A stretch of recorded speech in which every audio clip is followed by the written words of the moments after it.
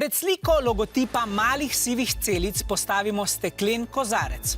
Kako bo videti logotip, ki ga opazujemo skozi steklo, če v kozarec natočimo vodo? Bo to izgledalo, kot je na sliki A, B, C ali D? B, če najbolj B. B, A, C. Moje to. Ne bo moje prav. A na tako je narobe. Ne, pač tako gre. Sprego. Imamo odgovor B od vijoličastih in odgovor D od rumenih. Jasna, povej nam, kaj je pravi odgovor. Žarki, ki izhajajo iz logotipa, se na poti do našega očesa, če ga opazujemo skozi vodo, lomijo dvakrat. Najprej pri vstopu v vodo in nato pri izstopu iz nje.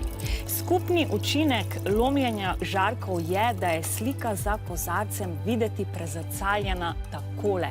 In sicer se logotip prezrcali v smeri iz leve proti desni. Do pojava torej pride zaradi loma svetlobe. Da bi bolje razumeli, kako se to lahko zgodi, lahko opazujemo pot posameznega žarka.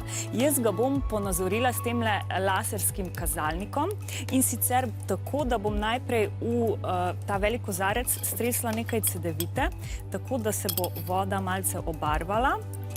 Ta čas pa prosim režijo, da zatemni studio. Se bomo potem bolje videli, kako bo žarek potoval. Jaz bom pa zdaj dala žarek na eno stran. Aha, takole. Zdaj ga vidite pri besedici celice. Tako. Evo, pri besedici celice.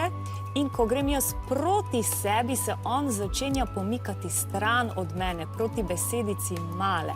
In zdaj, če grem z laserjem stran od sebe, se žarek oziroma pikica premika proti meni. In na ta način zmeraj spreminja smer. Zdaj, če pa grem jaz gor, pa gre žarek prav tako gor. Če pa grem dol, pa se žarek pomika navzdol. In na ta način dokažemo, da ne pride do navpičnega zrcaljenja. In s tem potrdimo, zakaj je pravzaprav pravilen odgovor B. Tako da vijolični čestitam, odgovorili ste pravilno, bravo!